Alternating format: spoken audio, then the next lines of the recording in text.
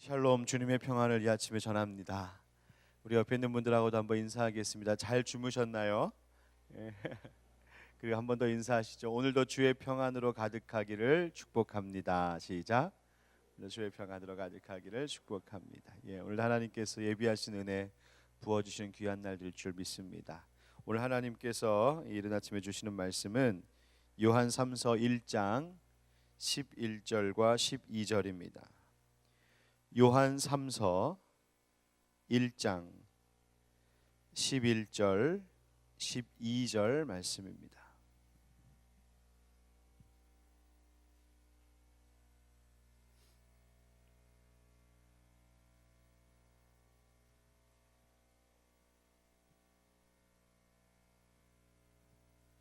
요한 3서 1장 11절 12절 말씀 우리 같이 한 목소리로 읽도록 하겠습니다. 시작. 사랑하는 자여, 악한 것을 본받지 말고 선한 것을 본받으라. 선을 행하는 자는 하나님께 속하고 악을 행하는 자는 하나님을 배웁지 못하였느니라.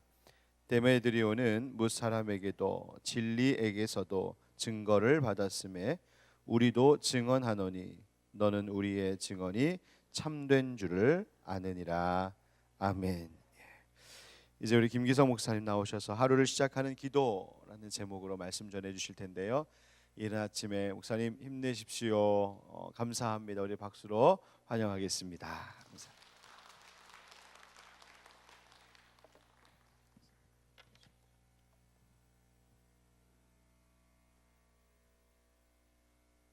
자비로우신 하나님, 이 새벽에도 저희를 주님의 전으로 불러주시고 기도와 찬양으로 하루를 열게 하시니 감사합니다.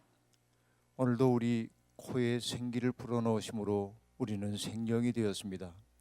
살아있는 까닭은 주님을 찬양하기 위함입니다. 주님 뜻 안에서 주님과 더불어 주님을 향해 힘차게 나아가고 싶습니다. 이 새벽 주님 앞에 나와 은혜를 사모하는 이들, 특별히 봉헌하여 하나님께 영광 드리기를 원하는 모든 사람들의 헌신된 그 마음 받으시고 주님께서 하늘로부터 예비하신 복을 충만히 저들 가운데 내려 주시옵소서. 그리고 받은 복을 혼자만 누리는 것 아니라 주위에 있는 사람들에게 한껏 전하며 사는 복된 인생 살아가도록 인도해 주옵소서. 오늘도 은혜를 사모하여 저희가 이곳에 있나이다. 주님, 우리가 해야 할 일 일깨워 주시고 일깨워 주신 말씀 따라 살아갈 수 있는 능력 우리 속에 부어 주옵소서. 예수님의 이름으로 감사하며 기도하옵나이다. 아멘.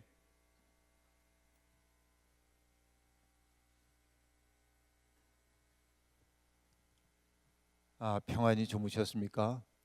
주님의 은총과 평강이 여러분 모두와 함께 하시길 빕니다. 예수 그리스도께서 공생애를 시작하시면서 맨 처음에 하셨던 말씀을 여러분 기억하실 겁니다. 때가 찼다 하는 말씀, 때가 찼다. 하나님 나라가 가까이 왔다. 회개하고 복음을 믿어라 하는 네 가지의 말씀이 있었습니다. 회개라고 하는 것은 여러분 다 잘 아시는 것처럼 있어야 할 자리를 떠났던 우리의 마음을 제자리에 돌려놓는 것입니다. 마음만이 아니라 우리의 존재 전체를 있어야 할 자리에 돌려놓는 것입니다. 어제 말씀을 드렸다시피 사람이 사람답게 산다고 하는 것은 내가 어디에 있느냐 하는 하나님의 질문 앞에 언제나 서면서 하나님을 등지고 살았던 삶을 돌이켜서 하나님을 향하여 서는 사람이 되는 것임을 의미했습니다. 여러분, 요 위에 빛이 환하게 비치고 있습니다. 한번 생각을 한번 해보겠습니다. 이 빛이 여기 전체가 없고 여기에 있다고 생각한다면, 제가 저 멀리 떨어져서 있다고 한다면 어떨까요? 그 빛이 조명이 약해지기 때문에 내 모습이 그렇게 환하게 보이지 않을 겁니다. 흥미로운 사실은 뭐냐면, 제가 이렇게 빛으로부터 점점 멀어지면 빛을 등지고 있을 때 나는 뭘 보게 되냐면 나의 그림자를 보도록 되어 있죠. 이 그림자를 보는 인생은 우울한 인생입니다. 근데 빛을 향하여 섰을 때는 어떻습니까? 내 그림자가 아니고 그 빛을 바라보며 사는 거죠. 회개란 하나님께 등을 돌리고 나의 욕망과 그림자만을 보던 삶에서부터 벗어나서 하나님을 향하여 돌아서는 것을 의미합니다. 그런데 여러분, 바울 사도가 했던 그 이야기를 기억하실 겁니다. 나는 죄인 중에 괴수다 하고 얘기를 했죠, 바울 사도가. 근데 바울이 그렇게 큰 죄를 지은 것이 없는 것 우리들이 압니다. 물론 주님 믿는 사람들을 박해하긴 했지만, 그런데 그의 말을 곰곰이 생각해 봅니다. 율법으로는 흠없는 인생을 살았다고 자부하던 사람이거든요. 그러면 나는 죄인 중에 괴수라고 하는 그 이야기는 겸허해 보이기 위해 짐짓한 이야기일까 생각해 봅니다. 근데 그것은 은혜의 깊이 속에 살았던 사람만이 할 수 있는 이야기입니다. 이 빛으로부터 먼 곳에 있을 때는 내 몸에 묻어있는 티끌 같은 것들이 보이지 않고 내 얼굴에 검댕이가 묻어 있어도 빛이 없기 때문에 밝게 스스로 생각합니다. 그렇죠. 그러나 빛의 광원에 가까이 다가올수록 환한 빛 앞에 섰을 때 내가 얼마나 더러운지, 얼마나 때 묻은 게 많은지 그것을 깨닫게 되는 거죠. 그래서 은혜의 세계 속에 들어온 사람들은 한결같이 뭐라고 얘기하냐면, 하나님, 나는 죽을 수밖에 없는 죄인입니다. 이전에 하나님을 알지 못했을 때는 나는 떳떳하고 나만큼 도덕적인 사람이 누가 있겠는가 하고 자랑하는지 몰라도, 은혜 앞에 점점 가까이 다가설수록 내가 참으로 부족한 사람이라는 것을 느끼게 되는 거죠. 그래서 우리는 참회하게 될 때 나도 모르는 사이에 눈물이 그렇게 쏟아지고 그러는 거죠. 여러분, 신앙생활을 처음 시작하고 은혜 받았을 때 여러분 눈물 많이 흘리셨죠? 하나님의 말씀을 들을 때마다 눈물이 났죠? 그런 경험들이 여러분에게 있었을 겁니다. 그러나 신앙생활이 마치 습관처럼 되어가면서 신앙생활의 연조는 오래되었지만은 눈물이 마르지는 않았는지, 내 삶을 돌아보면서 아파하는 그 마음은 사라지지 않았는지 자꾸만 돌이켜 보아야 합니다. 말씀드렸다시피 은혜 앞에 서면 설수록 내가 얼마나 부족한지 느끼게 되는 것이지요. 그런데 여러분, 아까 조금 전에 기도할 때 제가 그런 기도를 드렸습니다. 하나님이 오늘도 우리에게 코에 생기를 불어넣었다고 기도를 제가 드렸는데, 제가 한 기도가 기억이 그렇게 나네요. 우리는 하나님의 아담을 흙을 빚어서 만드신 후에 그 코에다 생기를 불어넣으심으로 생명이 되게 했다는 말을 들었습니다. 그런데 그것이 아담 한 사람에게 해당되는 줄 알고 있었습니다. 그러나 아담이라고 하는 그 뜻은 흙을 뜻하는 아다마라고 하는 말로부터 나왔고, 아담이란 인류의 첫사람을 의미하지만 결국 흙으로 돌아가야 할 모든 인생들을 이루는 말이고, 그렇다면 이 자리에 있는 우리 모두도 아담이고요. 내가 오늘 숨 쉬며 살고 있다는 사실은 내 숨이 아닙니다. 세상을 떠나는 이들을 보면 내 숨을 쉬고 싶어도 더 이상 쉴 수가 없습니다. 그러므로 숨은 내게 속해 있는 것 아니죠. 하나님이 내 속에 숨을 불어넣을 때만 나는 숨을 쉬는 겁니다. 그러므로 오늘 내가 숨 쉬며 살고 있다고 하는 것은 뭐냐면, 하나님이 끊임없이 우리 속에 숨을 불어넣고 있기 때문에 나는 이 세상에 있다, 그 얘기예요. 그러니까 내가 숨 쉬는 이 순간순간이 하나님의 은총의 순간임을 우리가 잊지 말고 살아야 할 것입니다. 그럼 여러분, 오늘 우리가 잠에서 깨어났을 때 내가 숨이 멎지 않고 오늘 새로운 아침을 맞이했다는 사실은 무엇입니까? 오늘 하루를 더 허락해 주신 까닭이 어디에 있습니까? 저는 그 까닭을 그렇게 봅니다. 어제보다 더 나은 사람이 되라고 우리를 불러주셨다. 여러분, 그렇게 믿어지세요? 이게 우리에게 주어져 있는 과제입니다. 날마다 우리가 새로운 사람이 되려고 노력하지 않으면 우리는 마치 오래 입은 옷이 낡아지는 것처럼 낡은 사람이 될 수밖에 없습니다. 오늘 하루 우리에게 주신 까닭은 어제보다 더 나은 사람이 되라고 하는 것이지요. 그 때문에 더 나은 사람이 되기 위해서는 어찌해야 합니까? 하나님의 마음에다가 내 마음을 자꾸만 비끄러매며 사는 수밖에는 없습니다. 여러분, 제가 속해 있는 감리교회는 영국 성공회로부터 떨어져 나온 교단입니다. 그래서 영국 성공회의 의례와 비슷한 부분들이 좀 있습니다.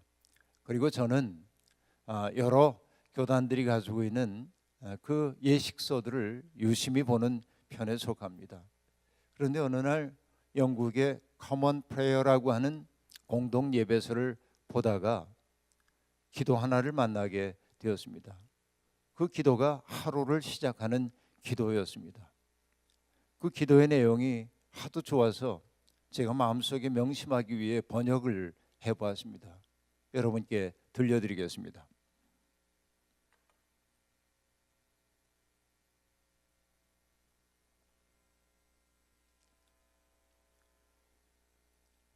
사랑하올 하나님, 오늘 우리 가운데 오셔서 우리 마음을 주님의 거처로 삼아 주십시오. 종일토록 우리 안에 머무시어 잘못과 어리석은 선택을 하지 않도록 우리를 지켜주십시오. 오늘 하루 우리가 아무에게도 해를 끼치지 않게 해주시고 선한 일을 행하게 해주십시오. 우리를 도우시어 주님과 더불어 그리고 이웃들과 더불어 깊은 사랑의 친교 속에 머물게 해주십시오. 오늘 우리가 다른 이들이 주님께 바치는 기도의 응답이 되게 해주십시오. 우리로 하여금 주님이 지극히 사랑하시는 이 세상에 희망의 징표로 살아가게 해주십시오. 아멘. 이렇게 되어 있는 기도입니다. 근데 여러분, 그냥 제 구두로 들으셨기 때문에 어떤 내용이었는지 상세히 기억은 못하시겠지만, 저는 이 기도를 읽으면서, 이 기도를 읽고 드리면서 제 마음속에 크게 와닿던 구절들이 몇 군데가 있습니다. 첫 번째는 뭐냐면, 우리 마음을 주님의 거처로 삼아 주십시오 라고 하는 그 첫 번째 기도입니다. 여러분도 마음속에 와닿죠? 주님의 거처로 내 마음을 주님의 거처로 삼아달라, 언제나 내 마음속에 머물러 있어달라 하는 기도입니다. 그 다음에 끝부분에 나오는 기도 하나가 제 마음속에 또 큰 도전이 되었습니다. 그건 이겁니다. 오늘 우리가 다른 사람이 주님께 바치는 기도의 응답이 되게 해주십시오 라고 하는 내용이었습니다. 그렇죠. 내 옆에 앉아있는 사람이 주님 앞에 기도합니다. 하나님, 오늘도 안전하게 살게 하시고 평화를 누리며 살게 해주시고 낯빛 맑은 사람과 만나게 해주시고, 그렇죠. 이런 기도를 우리가 하나님 앞에 바칠 때 이 기도는 어떤 기도를 드리고 있습니까? 내 주위에 있는 사람들이 하나님께 바치는 기도의 응답이 되게 해달라고 얘기합니다. 그러면 어떻게 살아야 합니까? 내가 낯빛 맑은 사람이 되어야 하고 사람들에게 평화를 주는 사람이 되어야 하고 복을 나누는 사람이 되어야 하겠죠. 이 기도, 여러분, 성도들이 날마다 바쳐야 할 기도가 이런 것 아닐까? 그렇구나. 나라고 하는 존재는 내 옆에 있는 사람들이 하나님께 바치는 기도의 응답으로 하나님이 나를 세우셨구나. 이런 생각을 하다 보면 우리가 해야 할 일들이 제대로 보인다고 그렇게 말씀을 드리고 싶습니다. 그러면 이 두 가지 기도, 앞뒤에 나오는 두 가지, 하나는 우리를 주님의 거처로 삼아 주십시오 하는 기도와 우리를 사람들이 하나님께 바치는 기도의 응답으로 살게 해달라고 하는 두 개의 기도가 내 삶 속에서 구체화되기 위해서는 어떻게 해야 할까요? 여기에는 그 중간에 나오는 세 개의 기도를 실현하는 일이 필요하다고 생각합니다. 그것이 뭐였냐면, 첫째, 내가 오늘 하루 아무에게도 해를 끼치지 않게 해주십시오 라고 하는 기도입니다. 여러분, 이게 너무 소극적인 것처럼 보이는지 몰라도 저는 기독교인들의 최소 윤리가 여기에 있다고 생각합니다. 나의 말이, 나의 행동이, 나의 존재 그 자체가 내 주위에 있는 사람들에게 해가 되지 않도록 해달라고 하는 거죠. 왜냐하면 우리 살다 보면 나도 모르는 사이에 무심코 뱉었던 말이 누군가의 가슴 속에 큰 상처가 되는 때도 있습니다. 어떤 사람이 내 앞에 있을 때 마치 내가 꼭 그런 것은 아니지만 그를 무시하는 듯한 눈빛을 보이므로 그의 마음속에 상처를 입힐 때는 또한 얼마나 많이 있습니까? 그렇기 때문에 내가 의도하든 의도하지 않았든 나의 존재가 누군가에게 상처를 줄 수 있다는 사실을 우리는 예민하게 의식하고 살아야 합니다. 저는 우리 교인들에게 그런 부탁을 드릴 때가 있습니다.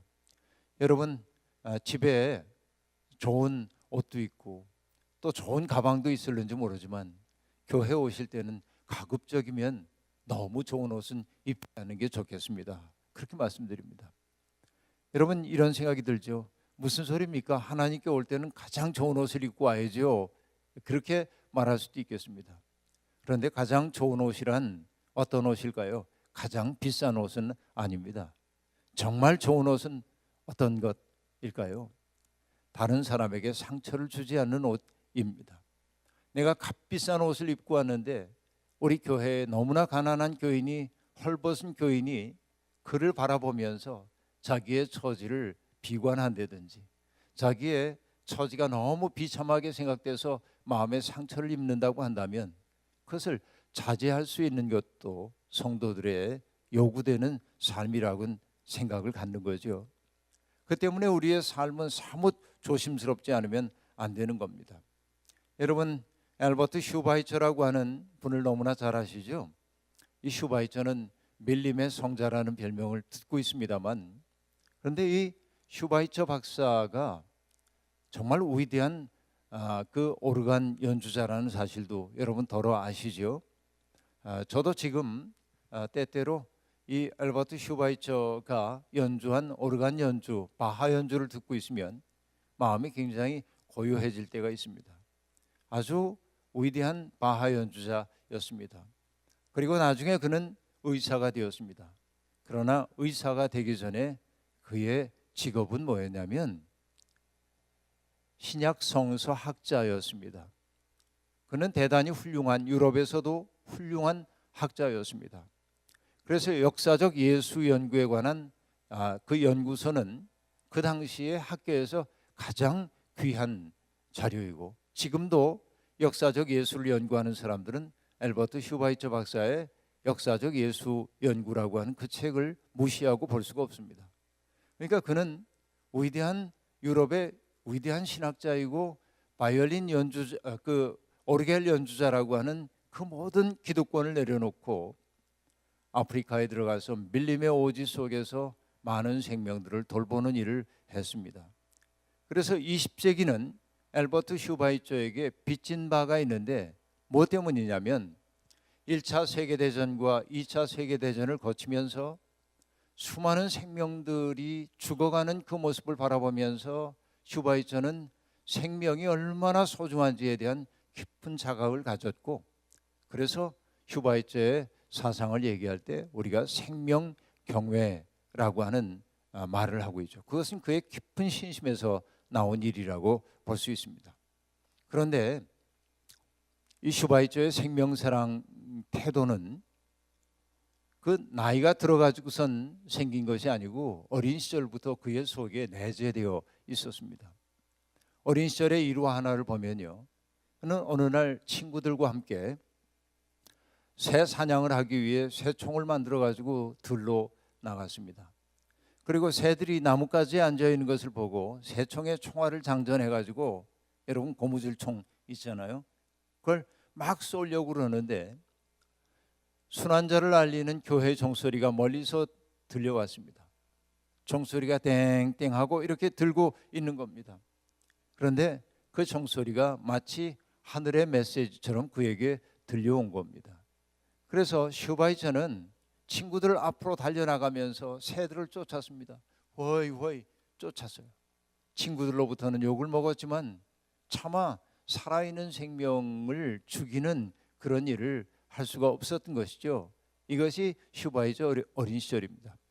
그런데 그는 정말 남다른 데가 있었던 것이, 어머니가 저녁이 되면은 침대에 들어와 가지고 그 슈바이처의 방에 들어와서 어린 슈바이처를 위해 기도합니다. 하나님, 오늘도 우리 앨버트를 잘 돌봐주셔서 건강하게 지내게 해주시니 고맙습니다.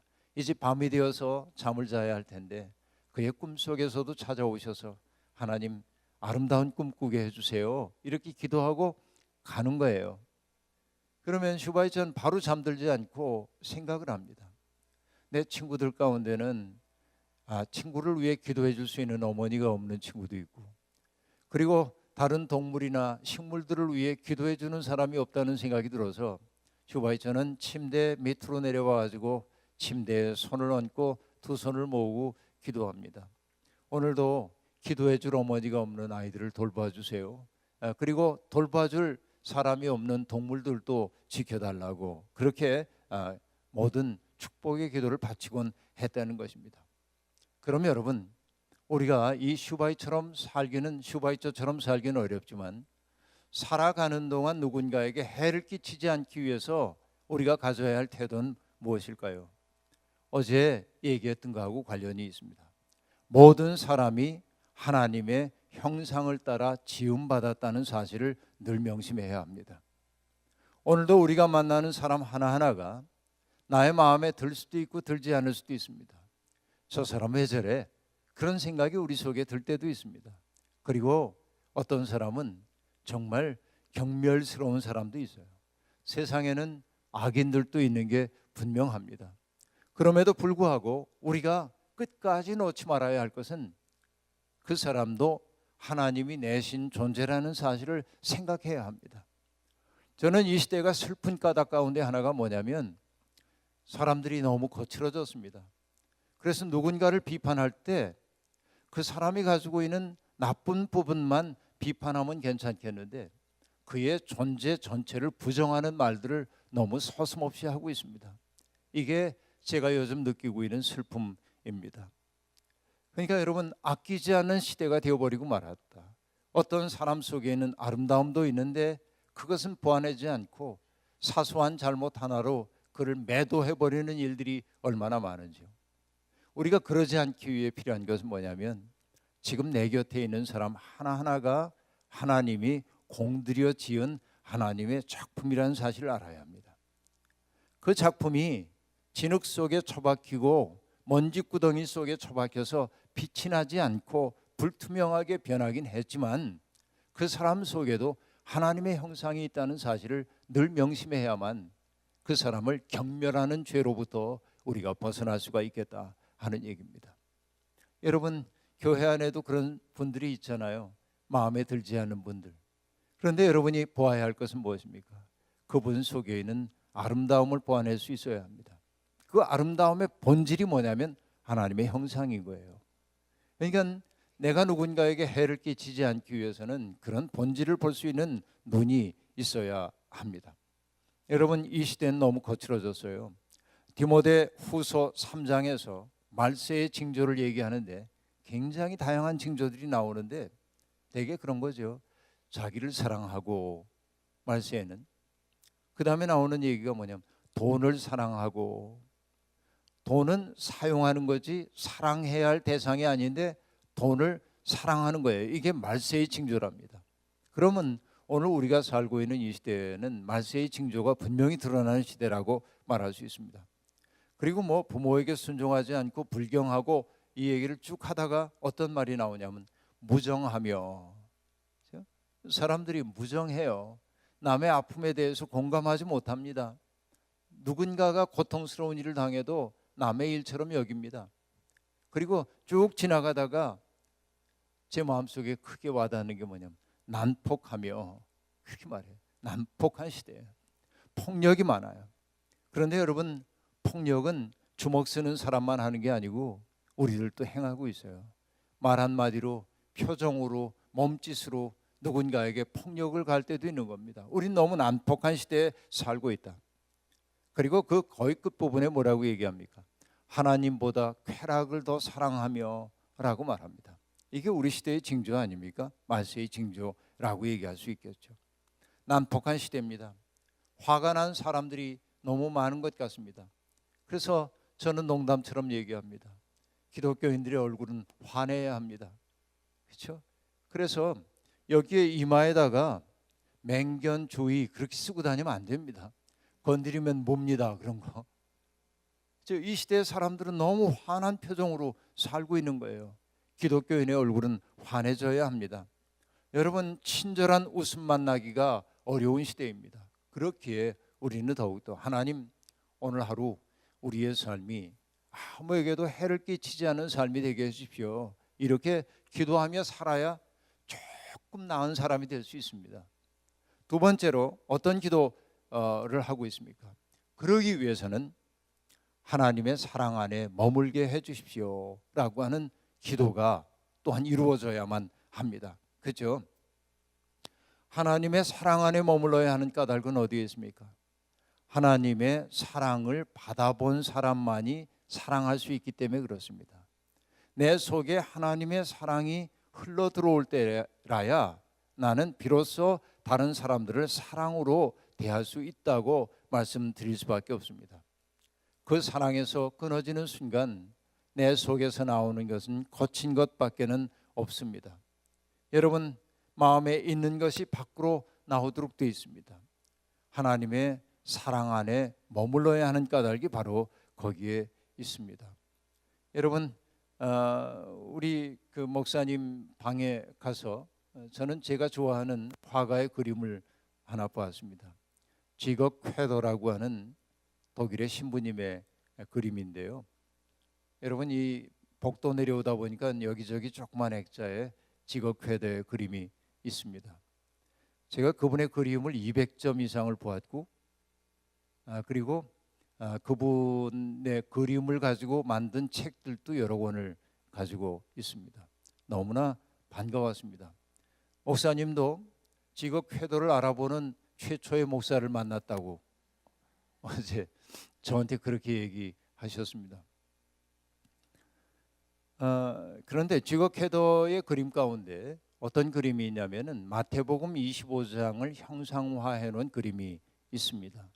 거기에 보면 여러분 잘 아시는 얘기 있죠. 너희는 내가 굶주렸을 때 먹을 것을 주었고, 목말랐을 때 마실 것을 주었고, 헐벗었을 때에 입을 것을 주었고, 그리고 병들었을 때 찾아와 주었고, 나그네 되었을 때 영접하였고, 감옥에 갇혔을 때 찾아와 주었다. 이렇게 얘기하죠. 6개 얘기를 하고 있는데, 지거 쾌더가 그 6개의 장면을 하나의 그림 속에 담아놓은 것이 있습니다. 그런데 여러분, 이것이 어떤 마음일까요? 지금 굶주린 사람을 보면 마치 내 혈육이 굶주린 것처럼 느끼는 사람이라야 줄 수 있는 겁니다. 목마른 사람을 보면 그의 목마름이 나의 목마름처럼 느껴져야만 그렇게 우리가 목마른 사람에게 물 한 잔 대접할 수 있는 것이지요. 그 마음은 어디서부터 옵니까? 내 마음이 아니라 하나님이 주시는 마음입니다. 그죠? 내 속에 선한 마음이 일고 있다고 한다면 그 마음은 나의 마음이라기보다는 하나님이 내 속에 주신 마음입니다. 중세의 기독교를 만들었다고 거의 얘기되고 있는 어거스틴의 책을 읽다 보면 이런 말이 나옵니다. 하나님, 제가 하는 일은 온통 죄뿐입니다. 어쩌다가 제가 선한 일을 할 때도 있지만 그것은 제가 한 일이 아니라 제 속에서 주님이 하신 일입니다. 그렇게 고백합니다. 이것이 여러분 진정한 믿음 안에 있는 사람의 고백일 겁니다. 그러니까 내가 선을 행했지라고 하는 것은 교만함입니다. 내가 하는 일은 온통 죄뿐입니다. 하지만 내가 더러 선한 일을 행한다 해도 그것은 제 속에서 주님께서 하신 일입니다. 그러므로 여러분, 우리가 누군가에게 해를 끼치지 않고 살기 위해서는, 사랑의 삶을 살기 위해서는 사랑 안에 머물러야 합니다. 그 수원지로부터 물이 공급되어야만 우리는 누군가에게 사랑을 베풀며 사는 존재가 되는 것입니다. 그렇죠. 왜 우리가 사랑해야 합니까? 그 까닭은 명백합니다. 내가 사랑의 통로가 될 때만 나는 꽃처럼 피어나기 때문에 그렇습니다. 내가 행복한 것은 언제냐면 나의 욕망이 다 이루어질 때가 아니라 나를 통하여 다른 사람이 복되게 사는 것을 볼 때 내 삶이 복된 것이 신앙의 비밀이기도 합니다. 여러분, 오늘 하루도 아무에게도 해를 끼치지 말고 주님의 사랑 안에 머물러 사시길 바랍니다. 그 다음에 세 번째 해야 하는 일은 무엇입니까? 선을 행하라 하고 얘기하고 있습니다. 선을 행하라. 존 웨슬리 목사가 제시하고 있는 기독교인다운 생활을 위한 규칙이 있습니다. 그는 이렇게 표현했습니다. 할 수 있는 한 모든 선한 일을 하라. 할 수 있는 한 모든 수단으로, 할 수 있는 한 모든 방법으로, 할 수 있는 한 모든 곳에서 할 수 있는 한 모든 때에 할 수 있는 한 모든 사람에게 할 수 있는 한 오래오래. 기독교인들은 이렇게 살아야 한다는 겁니다. 여러분, 선을 행하고자 하는 우리의 마음이 정말로 있다고 한다면 우리는 상대방의 태도나 행동에 제한받지 않고 우리는 선을 베풀며 살 수 있습니다. 여러분, 혹시 매스컴을 통해 보신 적이 있는지 모르겠는데요, 인천에 가면 서영남이라고 하는 옛날 수사가 지금 환속했습니다만 민들레 국수집이라고 하는 국수집을 만들어서 노숙자들을 대접하는 집이 있습니다. 저는 그분을 알지 못했는데 어느 출판사가 그 서영남 수사의 옛 수사의 책을 서평해달라는 그 말을 듣고 책을 읽었습니다. 그리고 깊은 감명을 받았습니다. 그는 25년 동안이나 머물렀던 수도원을 떠나 세속으로 돌아왔습니다. 그 까닭이 뭐냐면 그리스도의 사랑을 몸으로 전하고 싶은 열정 때문이었습니다. 그래서 그는 처음에 전국의 교정시설, 다시 말하면 감옥에 갇혀 있는 사람들 가운데 사형 선고를 받은 사람들과 무기징역을 받은 사람들을 위해 헌신적으로 일했습니다. 근데 어느 날 자기가 살고 있었던 인천 지역에 보니까 배고픈 형제 자매들이 너무 많다는 사실을 알고 저들에게 밥 한 끼를 대접하고 싶은 생각이 들었습니다. 쌀이 떨어지면 하다못해 국수라도 끓여내지 하는 마음으로 민들레 국수집이라고 하는 국수집을 차렸습니다. 그 집에 가면 국수 먹을 수 있어야 합니다. 그러나 서영남 그분이 하는 얘기는 한 번도 국수를 내놓은 적이 없대요. 국수집에 국수가 없어. 늘 밥을 대접을 했습니다. 그런데 이 민들레 국수집의 특색 가운데 하나가 뭐냐면 밥 대접하는 것보다 뭐를 더 중시하냐면 사람 대접을 중시하는 겁니다. 그래서 그분은 어떤 태도를 가지고 대했냐면 노숙 생활에 쩌든 사람들이 밥 한 끼 얻어먹기 위해 그곳에 올 때 그 사람들에게 이렇게 묻습니다. 선생님, 성함이 어떻게 되시는지요? 하고 묻습니다. 그러면 그 노숙인들은 뜻밖의 질문에 깜짝 놀랍니다. 왜냐하면 노숙 생활을 하는 사람들은 서로 이름을 부르는 법이 없습니다. 김씨, 이씨, 박씨 이렇게 얘기하죠. 성만 있고 이름이 없는 익명의 사람이에요. 익명의 사람이기 때문에 자기의 행실에 구애받지 않아요. 술 먹고 그렇죠. 거리에서 이렇게 어떻게 보면 부끄러운 행실도 했던 겁니다. 그러나 그 서영남 그분이 묻는 거예요. 선생님 성함이 어떻게 되십니까? 조심스럽게 그는 자기의 이름을 얘기합니다. 서영남 선생은 그 이름을 꼭 기억해 둡니다. 다음에 그분이 왔을 때 아무개 선생님 오셨군요. 이렇게 불러드리는 겁니다. 이름으로 호명되는 순간 그는 이전과 같은 사람일 수가 없어요. 이게 참 신기한 일이에요. 그러므로 밥 대접보다 사람 대접한다고 하는 건 뭐예요? 김씨, 이씨, 박씨라고 하는 익명 속에 머물고 있던 사람이 자기 이름으로 불리우는 주체적 사람으로 호명된 거예요. 그때 그의 행동이 달라지기 시작합니다. 어떤 행동이냐면 민들레 국수집에서는 줄 세우는 일이 없답니다. 밥을 먹으려면 줄을 쭉 서야 하잖아요. 근데 그 집에서는 줄을 안 세워요. 왜? 많이 굶주린 사람이 먼저 먹도록 하는 겁니다.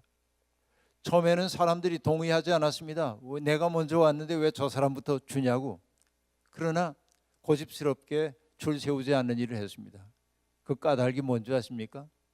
대개 노숙하는 사람들이 사람들을 줄 세우는 세상에서 상처받은 사람들인데 거기서도 줄 세워 밥을 주고 싶지 않았던 거예요. 그 취지를 이해하고 사람들이 말합니다. 내가 먼저 왔지만은 저 사람이 더 많이 굶주렸으니 저 사람부터 밥 주세요. 인간이 회복되는 그런 모습을 그는 보기 시작하는 겁니다. 그리고 민들레 국수집에서는 뭘 안 하냐면 여러분 많은 기독교가 운영하고 있는 급식소에서 늘 밥 주기 전에 뭘 합니까? 여러분 이제 이 노숙 생활 이젠 청산해야 합니다. 여러분 이 밥 누가 주는지 아시죠? 예수님이 주시는 거예요. 뭐 이렇게 얘기합니다. 배고파 온 사람들에게. 그러나 이 서영남 씨는 뭐하냐면 그들에게 밥을 주면서 잔소리하지 않는다. 사랑만을 주는 거예요. 그렇게. 그리고 여러분 구체적인 얘기도 등장하는데요. 이런 얘기입니다.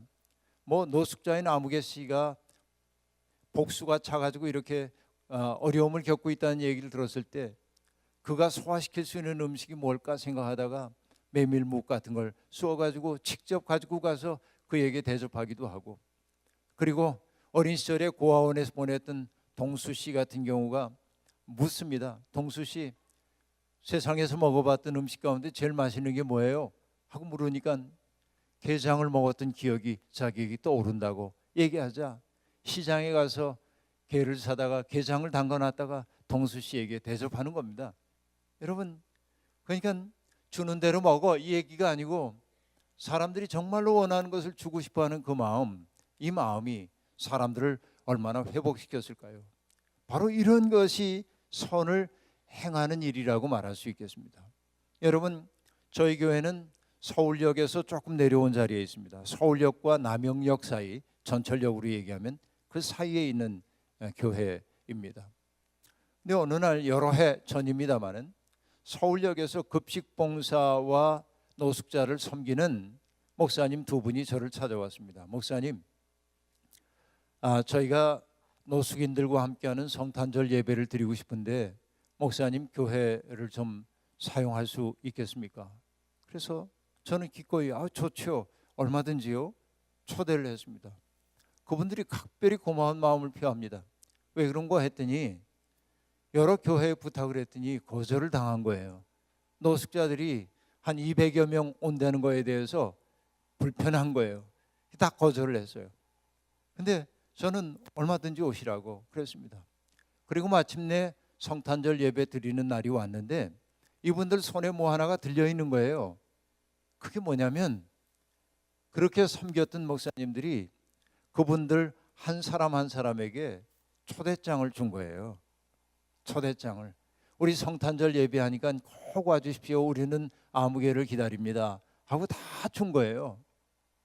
여러분, 노숙인들은 초대받지 못하는 손님이잖아요. 어디에 가든지 잉여의 존재들이고 불편한 눈길을 받는 사람들이잖아요. 그런데 그들이 뭡니까? 초대받았어. 나는 이 교회에 지금 얻으러 온 것이 아니라 초대받은 자로 온 거예요. 여러분, 초대장 없어도 다 들어올 수 있잖아요, 교회에. 그러나 그들은 초대받은 자로 거기 온 겁니다. 그리고 예배를 드리는데 이분들의 자세가 얼마나 좋은지 몰라요. 깊은 감명을 받았습니다. 그 예배도 듣기 좋은 얘기하는 예배가 아니라 아주 전례적인 예배예요. 아주 의례적인 예배인데 그 예배에 잘 동참하고 자세들이 좋아요. 그래서 여러분, 제가 느낀 것은 뭐냐면, 그래, 정말로 우리에게 필요한 것은 사람들 하나하나를 사람으로 대접하는 이러한 태도들이 얼마나 필요한가. 여러분, 하늘빛 광성교회는 이렇게 사랑을, 선을 행할 수 있는 만큼 행할 수 있는 교회가 되기를 바랍니다. 그렇죠? 정말로 이 시대에 필요한 것은 뭐냐? 서로를 사람으로 하나님의 형상으로 대해주는 그런 일들이 너무나 필요한 시대입니다. 오늘 읽었던 요한 3서의 말씀에서 이렇게 얘기합니다. 사랑하는 이여, 악한 것을 본받지 말고 선한 것을 본받으십시오 하고 말합니다. 선한 일을 하는 사람은 하나님에게서 난 사람이고 악한 일을 하는 사람은 하나님을 뵙지 못한 사람입니다. 그러면서 거기에 한 사람을 말하고 있습니다. 데메드리오라고 하는 사람을 일컫고 있죠. 그는 모든 사람의 선한 사람이 어떠한지의 표본이 된 사람입니다 하고 말하고 있습니다. 저는 이 자리에 계신 분들의 인생의 목표를 한번 정해봤으면 좋겠어요. 여기 데메드리오라고 하는 이름이 요한에 의해서 그리움으로 호명되고 있습니다. 데메드리오, 선한 사람의 표징이지. 그렇죠? 그 선한 사람의 표징이 되는 사람을 볼 때 우리는 어떻습니까?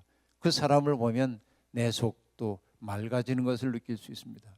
이 자리에 계신 모든 분들이 여러분의 이름을 누군가가 떠올릴 때마다 사람들이 아름다운 것들을 떠올릴 수 있는 사람이 되기를 원합니다. 아무개를 떠올릴 때 사나운 사람, 죄욕심만 차리는 사람, 교만한 사람, 인색한 사람 이러면 안 되잖아요. 이 자리에 계신 모든 분들이 데메드리오처럼 선한 행실의 표본이 될 수 있기를 원합니다. 정말로 여러분, 오늘 하루 우리에게 주신 이 귀한 날이 하나님이 우리에게 선물로 주신 날임을 마음속에 깊이 명심하시길 바랍니다. 그래서 여러분, 오늘 그 성공의 기도서에 나왔던 이야기 기억나시죠? 맨 처음에 뭐였습니까? 주님, 오늘 우리를 주님의 거처로 삼아 주십시오라고 하는 기도와 맨 마지막에 있는 기도는 오늘 우리의 삶이 누군가 하나님께 바친 기도의 응답이 되게 해주십시오라고 하는 기도였고, 그렇게 할 수 있기 위해서는 뭐 했습니까? 소극적으로는 아무에게도 해를 끼치지 않게 해주십시오, 하나님의 사랑 안에 머물게 해주십시오, 그리고 할 수 있는 한 끝까지 선한 일을 행하게 해주십시오 라고 했던 것이죠. 여러분, 이것이 오늘 하루를 우리에게 선물로 주신 하나님의 초대임을 깨달아서 오늘도 복된 하루 사실 수 있기를 주의 이름으로 축원합니다. 자비로우신 하나님, 오늘 이 새벽에도 우리에게 주신 말씀을 마음속에 명심하며 살겠습니다. 하나님 뜻대로 살기를